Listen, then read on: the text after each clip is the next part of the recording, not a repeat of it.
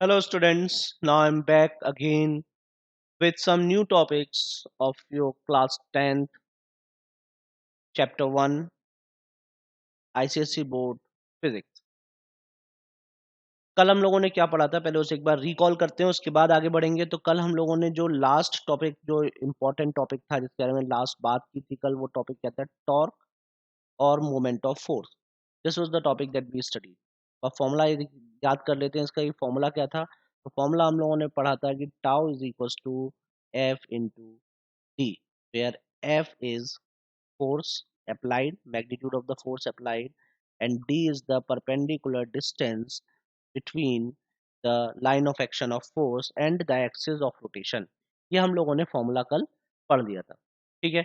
अब क्या है कि इम्पोर्टेंट बात ये है कि जो टॉर्क होता है, it is a vector quantity. Torque क्या है? टॉर्क एक वेक्टर है।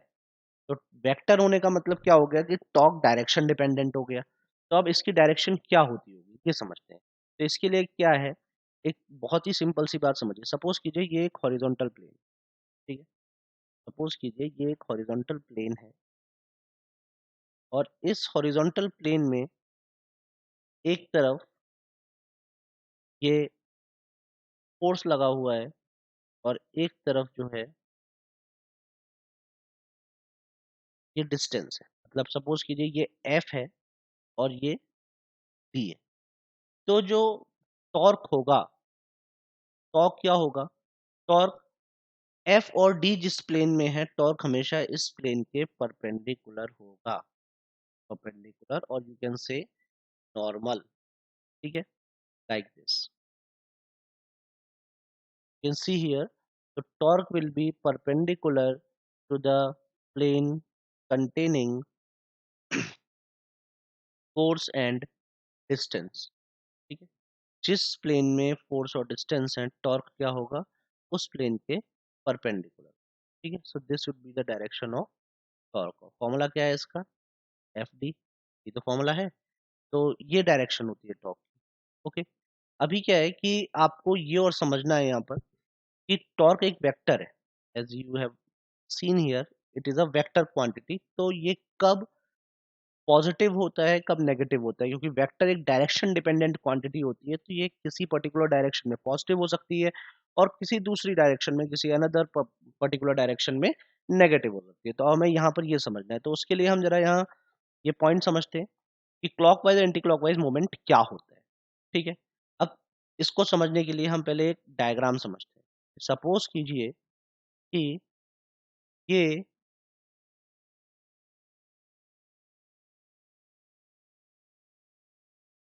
दो पॉइंट्स हो गए, और ये कोई बीम है। ये बीम इस पॉइंट पर बैलेंस्ड है।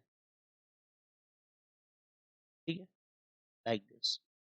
ये इसका बैलेंसिंग पॉइंट, इस पर ये बैलेंस्ड है पॉइंट ओ पर। ये एक पॉइंट ए हो गया बीम पर, एक पॉइंट बी हो। अब सपोज करो कि आपने क्या करा, बैलेंस है ना, ये बैलेंस होने का मतलब ये हुआ कि ये रोटेट कर सकती है इस पॉइंट ओ के अबाउट। This beam A B can rotate in a direction in which more moment or more torque is generated। तो सपोज करो कि अब आपने क्या किया, आपने यहाँ पर एक फोर्स लगाया F1। ठीक है। तो F1, इमेजिन करो कि अगर F1 लगाया, और इस तरफ B पॉइंट पर आपने कोई फोर्स नहीं लगा रखा है। ठीक है। आपने इस तरफ सिर्फ A पॉइंट पर F1 फोर्स लगाया है, और B पॉइंट पर कोई फोर्स नहीं लगाया है। तो ये F1 फोर्स की वजह से ये जो बीम थी, ये इस तरीके से टर्न नहीं हो जाएगी अबाउट पॉइंट टू? इमेजिन करो, इस तरीके से टर्न होने लगेगी, और टर्न हो जाएगी अगर आप F1 फोर्स कंटिन्यू रखते हो तो, लाइक दिस। है ना? मतलब क्या हो रहा है? मतलब पॉइंट ओ के अबाउट ये इस तरीके से रोटेट हो रही है। ये तो मतलब हुआ। ठीक है, ऐसे ये रोटेशन हो रहा है। ठीक है। ये रोटेशन मीन्स आप देख सकते हो ये रोटेशन कैसा है। Such a rotation is called anti clockwise. क्या कहते हैं इस रोटेशन को? This rotation is called anti clockwise rotation. ठीक है, एंटी क्लॉकवाइज रोटेशन। अच्छा, अब दूसरा केस इमेजिन कर लो। अब दूसरा केस क्या इमेजिन करो आप? दूसरा केस आप ये इमेजिन करो कि अगर इस बॉडी पर एक और फोर्स F2 लगाया गया, F2 लगाया गया, और अब F1 जो है इसको हटा दिया गया है, या F2 का इफेक्ट F1 से ज्यादा है, तो क्या होगा? ये जो बीम थी, ये इस डायरेक्शन में रोटेट करने लगेगी, ऐसे। थोड़ी देर बाद और रोटेट करेगी, लाइक दिस, होगा ना ये? मतलब अब क्या हो रहा है, अब ये बीम जब F2 फोर्स पॉइंट बी पर लगाया गया और F2 का इफेक्ट F1 से ज्यादा है, या F1 रिमूव कर दिया गया है, तो क्या हो रहा है, अब ये बीम F2 फोर्स की वजह से इस डायरेक्शन में रोटेट कर, ठीक है? समझ में आ रही है बात ये? ठीक है। और अगर आप इस डायरेक्शन को ध्यान से देखें तो ये डायरेक्शन कौन सी होती है? Such a direction is called clockwise rotation. इसको कहते हैं क्लॉकवाइज रोटेशन। ठीक है। तो इसका मतलब क्या हुआ? इसका मतलब ये हुआ कि अगर किसी बॉडी को जो कि रोटेट करने के लिए फ्री है, उस पर आपने फोर्स लगाया, तो उसमें दो टाइप का रोटेशन आप प्रोड्यूस कर सकते हैं। या तो आप उसमें एंटी क्लॉकवाइज रोटेशन प्रोड्यूस कर सकते हैं, और या फिर आप उसमें क्लॉकवाइज रोटेशन प्रोड्यूस कर सकते हैं, एज शोन हियर। ठीक है। तो अकॉर्डिंग टू दिस, दो टाइप के रोटेशन हमारे पास हो गए, है ना? अब दोनों रोटेशन के लिए क्या सेम मोमेंट रिस्पॉन्सिबल है? नहीं है। तो दोनों रोटेशंस के लिए, दोनों टाइप के रोटेशंस के लिए, चाहे वो एंटी क्लॉकवाइज रोटेशन हो और चाहे वो क्लॉकवाइज रोटेशन हो, दोनों के लिए अलग अलग मोमेंट रिस्पॉन्सिबल, अलग अलग टाइप ऑफ फोर्स रिस्पॉन्सिबल थे। तो हम समझे जरा कि ये वाला जो फोर्स था, ये क्या कर रहा था? पॉइंट ओ के about, F1 force point O के अबाउट कर रहा है एंटी क्लॉकवाइज रोटेशन, और पॉइंट बी पर जो फोर्स F2 लगा हुआ है, ये पॉइंट ओ के अबाउट जो रोटेशन करवा रहा है, वो कैसा करवा रहा है? Clockwise rotation. अब यहां पर समझते हैं कि इनमें से कौन सा नेगेटिव होगा, कौन सा पॉजिटिव होगा। तो let's see here. Conventionally, if the effect on the body is to turn it anti-clockwise, जैसा कि F1 के केस में था, अगर बॉडी एंटी क्लॉकवाइज रोटेट करती है, the moment of force is called anti clockwise moment, and it is taken as positive. ठीक है।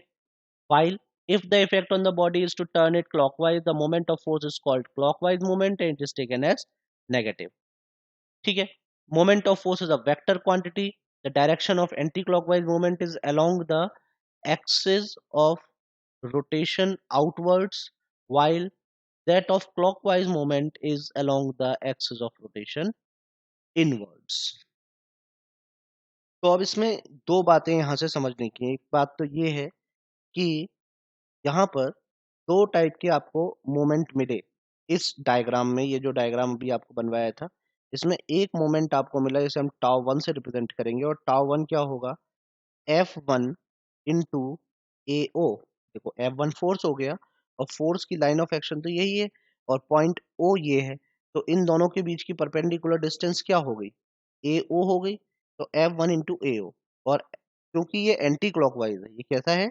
एंटी क्लॉकवाइज है। आपने यहाँ पर देखा हुआ है ये एंटी क्लॉकवाइज है, तो इसलिए ये कैसा होना चाहिए? ग्रेटर देन जीरो और पॉजिटिव। ठीक है। और दूसरा मोमेंट जो है वो कौन सा है? Tau two, which is equal to F2 into O B.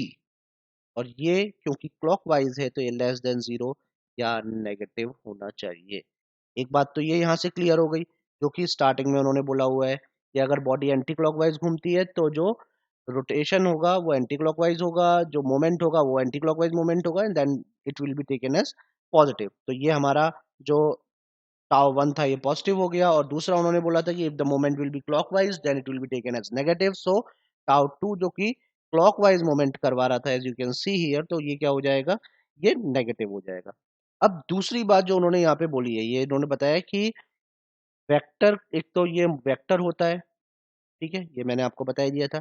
अब डायरेक्शन की और बात की, तो जरा इसको और समझ लेते हैं कि वो यहाँ पर डायरेक्शन में क्या कहना चाह रहे थे। ठीक है, तो इस लाइन को समझने के लिए कि ये direction of anti clockwise moment is along the axis of rotation, और direction of clockwise moment is also along the axis of rotation, but the direction of anti-clockwise moment is outwards and that of clockwise moment is inwards. इन दोनों बातों को और समझते हैं। तो इसे समझने के लिए देखिए क्या करते हैं यहाँ पर। यहाँ जरा इन दो पॉइंट्स को समझने के लिए हम एक डायग्राम फिर से लेते हैं। ठीक है, तो वो डायग्राम जो है क्लियर करेगा इस पॉइंट को कि ये क्या कहना चाह रहे हैं यहाँ पर इस पॉइंट। उसके लिए देखें, just wait for a while, going to explain it. Yes, so see, suppose this is the vertical plane. Okay, इस वर्टिकल प्लेन में फोर्स लगा हुआ है। सपोज करो फोर्स ये है, this is the direction of force and this is the direction of distance. Suppose करो कि एफ यहाँ पर लगा है और डी ये ये एक प्लेन है। ठीक है, तो एफ से अब क्या है जो फॉर्मूला है, तो वेक्टर क्वांटिटी के अकॉर्डिंग डी से एफ तक आप कैसे आ रहे हो ये आपको देखना है। डी से एफ तक आप यहाँ पर कैसे आ रहे हो, ये रोटेशन जो है डी से एफ तक आने का रोटेशन कैसा है, क्लॉकवाइज रोटेशन है भाई। अभी हमने समझा था ना कि अगर रोटेशन इस तरीके से तो इट इज क्लॉकवाइज ना, तो ये क्लॉकवाइज रोटेशन है। तो अगर आप डी से एफ की तरफ क्लॉकवाइज रोटेशन से आ रहे हो तो डायरेक्शन ऑफ टॉर्क जो होगी वो इस प्लेन के परपेंडिकुलर इनवर्ड्स होगी। ठीक है, मतलब अगर ये प्लेन इस एक्सिस के अबाउट रोटेट करेगा, ठीक है, तो क्या होगा अगर ये मान लो कि इस एक्सिस के अबाउट ये प्लेन ऐसे रोटेट कर रहा है, ये इसकी clockwise rotation, can see here it is clockwise. तो उस केस में जो टॉर्क होगा वो क्या होगा, टॉर्क की डायरेक्शन होगी inward. See this will be the torque. Clear. अब दूसरा केस समझते हैं। दूसरा केस क्या है कि अगर जो है जो प्लेन है वो ये है, ठीक है, ये आपको ये एक प्लेन दिखाई दे रहा है ना, ये नया, तो पुराना वाला हो गया वन। अब ये एक और प्लेन हमने एज्यूम किया, प्लेन नंबर टू। इस प्लेन नंबर टू में सपोज कीजिए कि फोर्स इस डायरेक्शन में लगा हुआ है और डिस्टेंस जो है वो ये है डी। और डी क्या होता है एक्चुअली, जिस पॉइंट पर बॉडी पाइवोटेड है उस पॉइंट से एफ फोर्स की डायरेक्शन होती है। तो आप देख सकते हैं ना, यही डायरेक्शन तो डी होगी अगर इस पॉइंट से ये ऐसे यहाँ कोई एक्सिस है और ये हॉरिजॉन्टल एक्सिस के अबाउट ये ये प्लेन रोटेट कर सकता है। तो अगर अब ये प्लेन जो है ये एंटी क्लॉकवाइज रोटेट कर सकता है, मतलब इस तरीके से ये प्लेन अब एंटी क्लॉकवाइज अगर रोटेट कर सकता है अबाउट दिस एक्सिस, तो इसके टाइम पर जो टॉर्क होगा या मोमेंट ऑफ फोर्स होगा वो कैसा होगा, इट विल बी पॉजिटिव और it will be directed normally outwards, outwards as you can see by this arrow. ठीक है, तो यहाँ से ये बात क्लियर हो गई। अच्छा, ये देखने के लिए आप ये भी देख सकते हैं डी से एफ की तरफ आपको कैसे जाना है। डी से एफ की तरफ आप एंटी क्लॉकवाइज जा रहे हो ना, तो ये आउटवर्ड्स होगा, और डी से एफ की तरफ अगर आप क्लॉकवाइज जा रहे हो एज इन केस वन, तो क्या होगा, ये इनवर्ड होगा। I hope it is clear. एक बार सम अप कर लेते हैं जो भी हमने अभी तक समझा है इसमें। तो यहाँ क्या क्या समझा है कि जो टॉर्क होता है वो अगर एंटी क्लॉकवाइज है तो पॉजिटिव होता है जैसा यहाँ बताया है, अगर वो क्लॉकवाइज है तो नेगेटिव होता है जैसा यहाँ बताया गया है। ठीक है, इसके अलावा अगर एंटी क्लॉकवाइज मोमेंट या एंटी क्लॉकवाइज टॉर्क है तो वो नॉर्मली आउटवर्ड्स डायरेक्टेड होगा along the axis as in this case, और अगर वो क्लॉकवाइज मोमेंट ऑफ फोर्स या टॉर्क है तो वो नॉर्मली इनवर्ड्स होगा along the axis as is shown in the first case. So I think this is now clear कि ये टॉर्क किस तरीके से डायरेक्शन ऑफ रोटेशन को डिसाइड करता है। Now let's move further.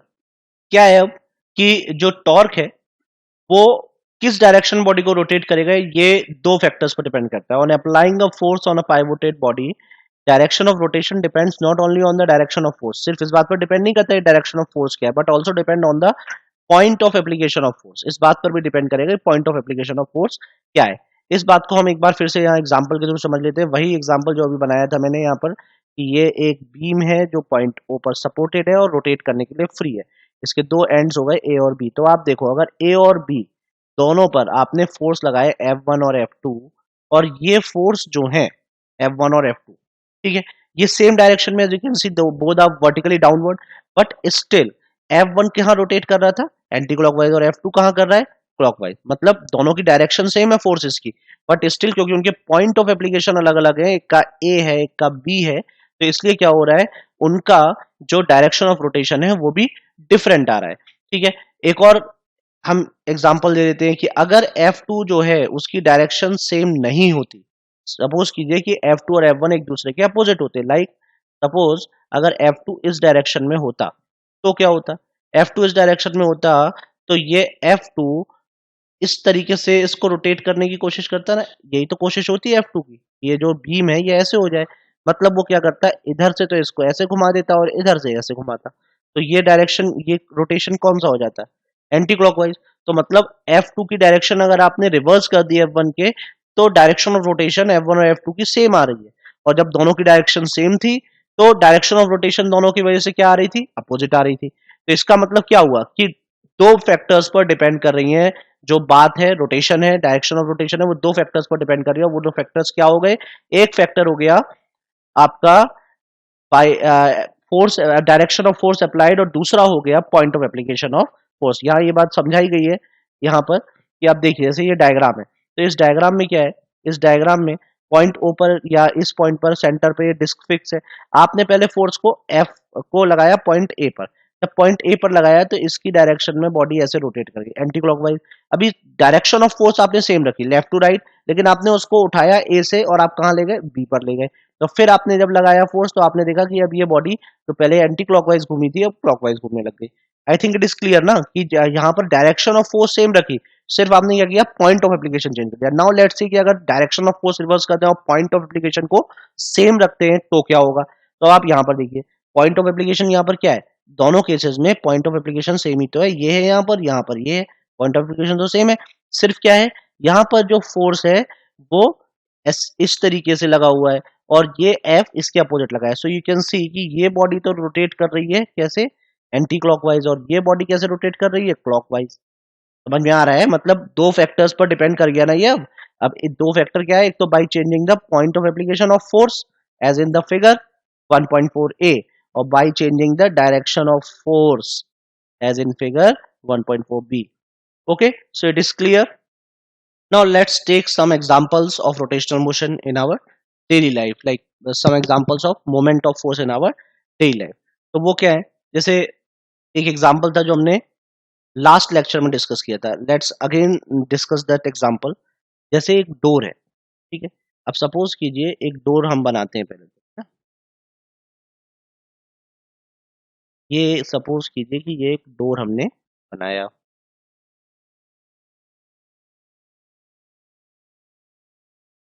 ये एक डोर बनाया। अब इस डोर को आपने ओपन कर लिया लाइक दिस,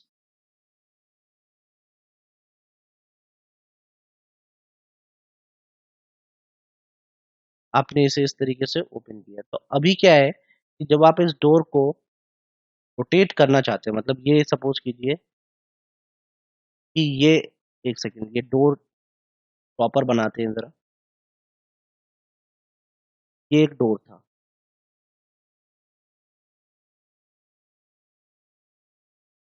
अब इस डोर को में यहाँ पर ये सपोज कीजिए, ये आपको कल समझाया था ना, हिंजेस है कि जहाँ पर ये फिक्स है, ये वो हिंजेस हो गए जहाँ पर ये फिक्स है। अब क्या किया आपने,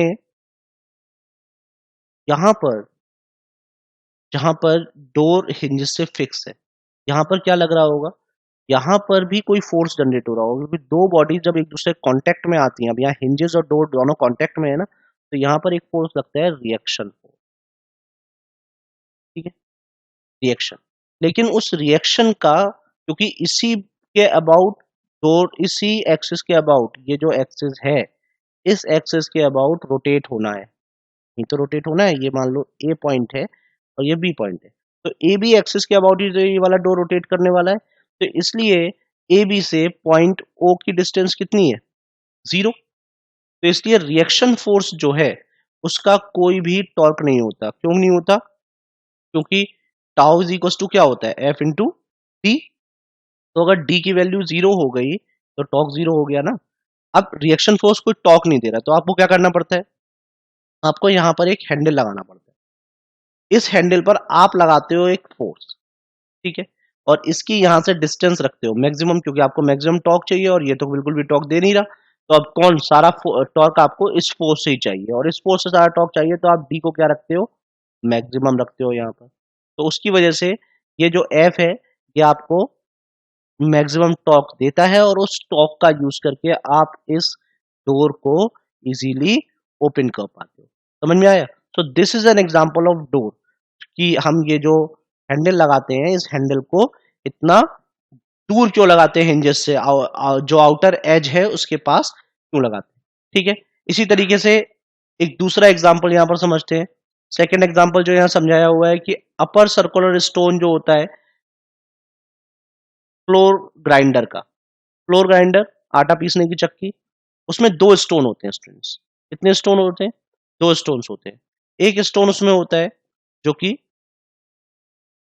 नीचे लगा होता है, एक स्टोन ऊपर होता है। सपोज करो ये ऊपर वाला स्टोन है, ठीक है। इस ऊपर वाले स्टोन पर जो हैंडल होता है जिससे आप उसे रोटेट करते हो, वो हैंडल, अब सपोज करो ये उसका पॉइंट ऑफ रोटेशन है, तो ये जो हैंडल है ये यहाँ पर भी लगाया जा सकता था ना, लेकिन यहाँ पर लगाया गया। क्यों? ऐसा इसलिए किया गया क्योंकि जब आप इस हैंडल को पकड़ के और रोटेट करोगे, तो अगर ये यहाँ पर लगाएंगे तो डी कम होगा और आपको ज्यादा फोर्स लगाना पड़ेगा। तो टू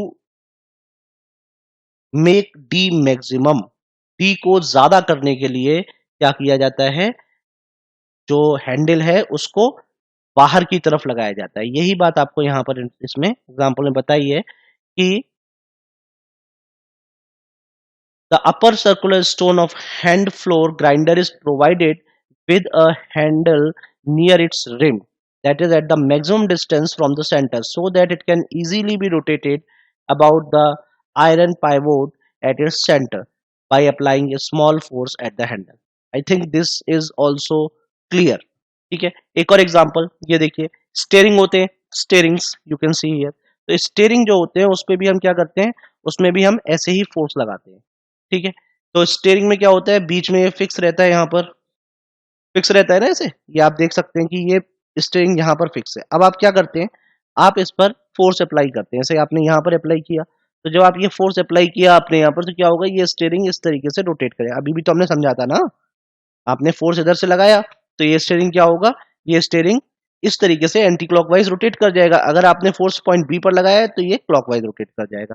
तो टेंजेंशियली फोर्स लगाया जाता है रिम ऑफ स्टीयरिंग पर, ताकि आसानी से उसे रोटेट किया जा सके, ठीक है। Now let's take next example, bicycle का रन करना। तो अब देखो क्या होता है, यहाँ पर ये एक फ्रंट एक्सल होता है, as you can see here it is a front axle, ठीक है।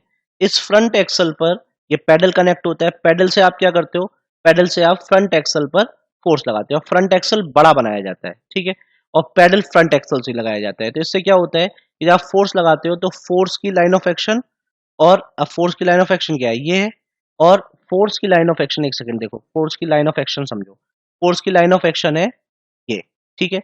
और जो जो तो लाइन ऑफ एक्शन तो ये हो गई ना, और ये इसकी एक्सिस ऑफ रोटेशन से लाइन ऑफ एक्शन की डिस्टेंस हो गई। अब क्योंकि ये जो थे, जो व्हील होता है या ये जो पार्ट है एक्सल, ये काफी बड़ा है, ठीक है। तो क्योंकि इसका व्हील बड़ा है तो इसलिए ये आर डिस्टेंस जो है डी, ये भी क्या होगा, लार्ज होगा, और इसकी वजह से यहाँ पर आपको डी लार्ज हो गया, तो आप कम फोर्स लगाकर इसको रोटेट कर देते हो। अब क्या होता है उसके बाद, ये जो चेन है, इस चेन के थ्रू, ये चेन दिख रही है आपको, इस चेन के थ्रू क्या होता है, यही मोशन ट्रांसफर हो जाती है बैक व्हील को, रियर व्हील को, और रियर व्हील जो है वो इससे रोटेट होने लगता है, और this is how bicycle is moved. ठीक है, तो बाइसिकल का कॉन्सेप्ट समझ में आया? मतलब क्या हो रहा है यहाँ पर, जो फ्रंट एक्सल है, फ्रंट व्हील है, टू थ्रेड व्हील, उस पर फोर्स लगाया जा रहा है क्योंकि वो साइज में बड़ा है, तो उस पर फोर्स लगाएंगे तो कम फोर्स में उसे रोटेट कर पाएंगे, और फिर that force is transfer to the rear wheel, and this is how bicycle is moved. ठीक है, तो यहाँ यही बात उन्होंने समझा, in a bicycle to turn rear wheel anticlockwise a small force is applied on the foot pedal of the toothed wheel of size bigger than the rear wheel, so that the perpendicular distance of point of application of force from the axle of wheel is large. The toothed wheel is joined to the rear wheel by a chain passing over their teeth. ठीक है ना? इसी तरीके से spanner होती है। Spanner वही एक डिवाइस होती है, ये आप देखिए यहाँ पर, ये स्पैनर है। ठीक है, स्पैनर एक डिवाइस होती है जिसका यूज क्या होता है, नट्स ओपन करने में किया जाता है। तो स्पैनर में भी क्या होता है, छोटा सा हैंडल नहीं होता, हैंडल बहुत बड़ा होता है। क्यों बड़ा रखा जाता है हैंडल को? क्योंकि ये देखो, यहाँ नट है, ये रोटेट होने वाला पार्ट है, और यहाँ आप फोर्स लगाने वाले हो, तो ये डिस्टेंस जो है जितनी ज्यादा होगी, जिस पॉइंट पर आप फोर्स लगा रहे हो उस पॉइंट से जो रोटेट होने वाला पॉइंट है उसकी डिस्टेंस डी बढ़ गई ना, और जैसे डी लार्ज होगी क्या हो जाएगा, एफ डिक्रीज हो जाएगा। तो इसीलिए तो यहाँ पर स्पेनर यूज्ड टू टाइटन और loosen a nut has a long handle to produce large amount of moment of force by a small force applied normally at the end of its handle। ठीक है, clear? ऐसी Jack होता है, Jack एक device होती है जिसके through heavy weight को लिफ्ट किया जाता है। ठीक है, तो जैक जो होता है उसमें भी जिस पॉइंट पर हम फोर्स लगाते हैं, एफर्ट लगाते हैं, वो वाला पॉइंट हमेशा वो हैंडल क्या होता है, लॉन्ग आर्म का होता है, यानी उसका जो हैंडल होता है वो बड़ा होता है, ताकि आप इजीली ज्यादा मोमेंट क्रिएट कर सकें कम एफर्ट अप्लाई करके। I hope it is clear. तो इन सबसे अब कंक्लूजन क्या निकला? कंक्लूजन ये निकला, in from above examples we conclude that turning of a body about an axis depends not only the magnitude of force but also it depends on the perpendicular distance of line of action of applied force from the axis of rotation. Larger the perpendicular distance, less is the force needed to produce the same turning effect। इसका मतलब क्या हुआ? इसका मतलब वही हुआ जो हम लोगों ने कल भी समझा था कि टाउ इज इक्वल टू क्या होता है, एफ इंटू टी। तो अगर अब क्योंकि एफ तो हमें लगाना था ना, कल बताया था, लास्ट लेक्चर में आपको ये बात बताई थी कि एफ हम लगा रहे हैं, तो एफ अगर हमें ज्यादा लगाना पड़ेगा या ज्यादा लगवाना पड़ेगा तो हमारी एनर्जी ज्यादा स्पेंड होगी। तो हमें कोई ऐसा तरीका ढूंढना है जिससे एफ कम लगाएं और फिर भी हमें रिक्वायर्ड टॉर्क मिल पाए। तो इसके लिए हम क्या करते हैं, इसके लिए हम डी की वैल्यू को, एफ को मिनिमम रख के, एफ को मिनिमम रख के टाउ मैक्सिमम करना है, तो क्या करना पड़ता है, डी को मैक्सिमम करना पड़ता है। समझ में आ रही है बात? क्लियर है ये बात? तो ये बात आपको लास्ट लेक्चर में बताई थी। यहां इन सारे एग्जांपल से जो भी हमने डिस्कस किए, all the 6 examples, we concluded the same result. Okay, now students, next topic is couple. Couple क्या होता है? कपल क्या होता है, अब जरा अच्छे से समझिएगा इसको। अभी आपको जब डोर का एग्जांपल लिया था तो आपको एक बात समझाई थी कि जैसे सपोज कीजिए ये डोर है और ये इसकी हिंजेस है, यहाँ पर ये फिक्स है, तो इस पॉइंट पर एक रिएक्शन फोर्स लग रहा था। ठीक है, रिएक्शन फोर्स लग रहा था। क्यों लग रहा था? क्योंकि यहाँ पर डोर और हिंजेस का कांटेक्ट था, और हमें पता है कि जहां भी दो बॉडीज का कांटेक्ट होता है वहां एक रिएक्शन फोर्स लगता है। आपने 9th स्टैंडर्ड पाया, it is a kind of contact force. ठीक है, तो ये रिएक्शन फोर्स यहाँ लग रहा था। अब क्योंकि डोर जो है वो इस एक्सिस ए बी के अबाउट रोटेट करने वाला था, है ना, ऐसे ही तो रोटेट करेगा, तो क्योंकि डोर इसी एक्सिस के अबाउट रोटेट करेगा, तो इसलिए इस पॉइंट की डिस्टेंस क्या है अपने आप से, जीरो। किसी भी बॉडी की अपने आप से डिस्टेंस क्या हो जाती है, जीरो। तो इसके लिए डी की वैल्यू जीरो थी, और डी जीरो था क्योंकि, तो इसलिए इसका टॉर्क भी जीरो था। ठीक है, समझ में आ गई बात? तो हमने यहाँ पर एक और हैंडल लगाया था, उस हैंडल पर हमने फोर्स लगाया था, और ये वाला फोर्स जो था, ये this force was opposite to the reaction force acting on the door. ये फोर्स इस डायरेक्शन में था और जो रिएक्शन फोर्स की डायरेक्शन है वो कहाँ होगी, ठीक है। अगर आप ये वाला फोर्स इन्वर्ट कर दोगे तो रिएक्शन फोर्स की डायरेक्शन क्या हो जाएगी, आउटवर्ड। मतलब एक्शन और रिएक्शन हमेशा अपोजिट होते हैं। तो यहाँ पर इन दोनों फोर्सेस ने मिलकर क्या बना लिया था, मतलब F1 और F2 दोनों फोर्स यहाँ पर प्रेजेंट थे। प्रैक्टिकली जितने भी रोटेशन के केस हैं, अभी हमने इतने सारे एग्जांपल्स देखे, in all the cases of rotation always we need two forces, ठीक है। हमको हमेशा क्या चाहिए, two forces are needed for rotation. अब दो फोर्स चाहिए, है ना। अब दो फोर्स चाहिए तो ये दोनों फोर्स जो हैं ये हमेशा हम लगाएं ये जरूरी नहीं होता। कभी कभी इनमें से एक फोर्स नेचुरली लग रहा होता है और दूसरा फोर्स हम लगा रहे होते हैं। तो यही बात यहां पर समझाइए जरा, इसको समझते हैं। A single force alone does not cause rotation of a pivoted body. Actually, the rotation is always produced by a pair of forces. In examples, rotation occurs due to the force externally applied and the force of reaction produced at the pivoted point. ठीक है। अब the force of reaction at the point of pivoted क्या होता है, that is in equal in magnitude but opposite in direction to the applied force. The moment of force of reaction about the pivot is zero because distance of the axis of rotation is zero. So the force of reaction at the fixed point is not shown. मतलब जिन cases में आपको हम नहीं दिखा रहे हैं कि वहां पर एक और फोर्स लग रहा था रिएक्शन का, जैसे एग्जांपल लिया था हमने डोर का, तो हमने बता दिया था, बट आप बुक में एग्जांपल पढ़ेंगे तो उसमें नहीं बताया गया है डोर के एग्जांपल में। तो ये जो फोर्स लग रहा है यहाँ पर, ये फोर्स इसलिए नहीं दिखा रही क्योंकि इसका टॉर्क नहीं है, टॉर्क जीरो है। यहाँ हम टॉर्क के बारे में पढ़ रहे हैं, लेकिन टॉर्क प्रोड्यूस करने के लिए हमेशा दो इक्वल फोर्सेज अपोजिट डायरेक्शन में एक्ट करें, ये जरूरी होता है। समझ में आ रही है बात। Means two equal forces F1 and F2 must be equal and they must be acting in opposite directions. This is necessary for torque to be produced. अभी क्या है यहाँ पर कि यही बात कि दो इक्वल और अपोजिट फोर्सेस हैं। अब कई बार क्या होता है कि हमें टॉर्क बहुत ज्यादा चाहिए होता है, ठीक है। अब ज्यादा टॉर्क चाहिए होता है तो उसके लिए हम दोनों फोर्सेस हम खुद लगाते हैं। We apply both the forces together, we do not depend then on the reaction force, ठीक है।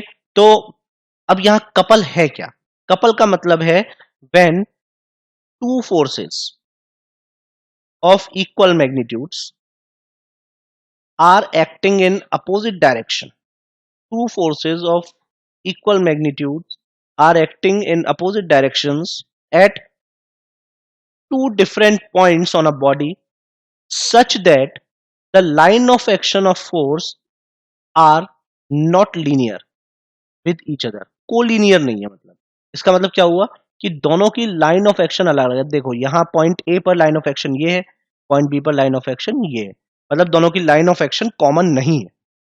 तो उस केस में ये दोनों फोर्स मिलकर क्या करते हैं, बॉडी को किसी एक पॉइंट के अबाउट रोटेट कर देते हैं, ठीक है, पॉइंटों के अबाउट जैसे रोटेट कर। तो इस केस को हम कहते हैं कपल। तो मतलब कपल समझ में आया क्या है, कपल मतलब है कि ऐसे फोर्सेस जो इक्वल मैग्नीट्यूड के हैं, अपोजिट डायरेक्शन में एक्ट कर रहे हैं, उनकी लाइन ऑफ एक्शन कॉमन नहीं है, तो वो बॉडी में रोटेशन प्रोड्यूस करते हैं, and this is called couple. I hope it is. thus we can say that two we can say that two equal and opposite forces, two equal and opposite forces which are parallel, not acting along the same line form couple, ठीक है। two equal and opposite parallel forces not acting along the same line produce couple, as you can see here, ठीक है। two equal and opposite forces are acting parallelly such that their line of action are not common, then these two forces form couple. Clear? Now a couple a couple is always needed to produce rotation. For example, when we open a door, rotation of door is produced by a couple consisting of two forces. अभी अभी मैंने आपको ये बात बताई थी ना, the force which we exert at the handle of the door and an equal and opposite force of reaction at the hinge. बताया था ना अभी. Sometimes when we require large turning effect, then two forces equal in magnitude but opposite in direction are applied on the body explicitly. Explicitly मतलब हमें लगाने पड़ते हैं. Such that both forces turn the body in the same direction. तो अगर हमें किसी body को रोटेट करना है और उसके लिए बहुत ज्यादा टर्निंग इफेक्ट चाहिए, बहुत ज्यादा टॉर्क चाहिए, तो उस केस में वहां पर दोनों फोर्सेस हमें लगाने पड़ते हैं. हम ऐसा नहीं कर सकते कि सिर्फ एक फोर्स हम लगाएं और दूसरा रिएक्शन फोर्स से हमारा काम चल जाए. तो उस केस में हमको दो फोर्स खुद लगाने पड़ते हैं और इसको कहा जाता है कपल. क्लियर? एग्जाम्पल दिया है उन्होंने यहाँ पर. जैसे सपोज कीजिए कि कोई नट है, उस नट को आप ओपन करना चाहते हैं, तो आप क्या है, आप यहां से एक force, as you can see here, one force you will apply in this direction like this and another force will apply in this direction. तो क्या होगा, ये घूमेगा और जब ये रिंच घूमेगी तो वो नट ओपन हो जाएगा. Similarly in this wrench you apply a force like this at this point and another force in this at this point, and hence this wrench will rotate like this and this nut will get open. That's it for today, students.